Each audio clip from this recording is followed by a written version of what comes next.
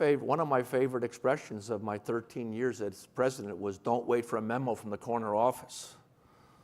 My ideas are no better than any of yours at any level of the company, and perhaps my mailroom background helped infuse that. I wanted ideas from everybody in the company, and I used to really come down hard on people who wouldn't take meetings or give proper due to people who didn't necessarily have a big title, but who had ideas that they wanted to talk to management about. And it's our jobs to listen to our people.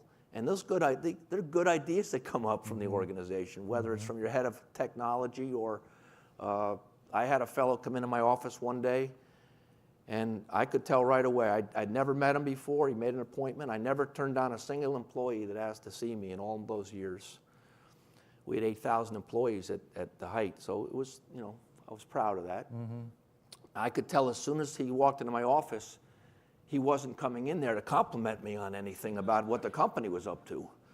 He sat down, he basically pounded his fist on the table, and he said, it was similar to the styrofoam and fitness center hours. He says, "Why doesn't this company do any more to recognize United States military veterans?" I'm like, oh my God, I was honest with him. I said, I do not have a good answer to your question. Would you please gather some of our fellow veterans and come back and make some suggestions to us? And that's how the ESPN's Veterans Committee was born.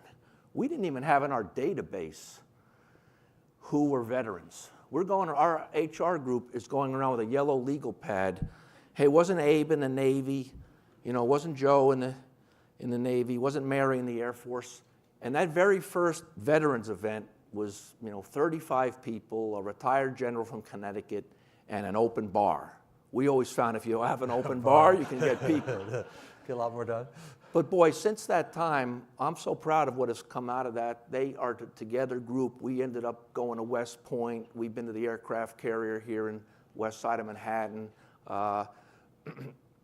We do Veterans Day has turned into Veterans Week of programming for ESPN. We do the basketball games out on the aircraft carrier in San Diego. We do Sports Center from the service academies. It spawned a program at Disney called Heroes Work Here that's hired, I don't have the number, so I'm not going to misstate it. I can't remember it, but it's thousands of veterans have been hired at the Walt Disney Company, a much bigger fish pond than the ESPN company. All stemmed from that gentleman who walked in there and basically, I don't want to say with disdain, but with emotion, sort of poked his finger in my chest figuratively and asked me a question.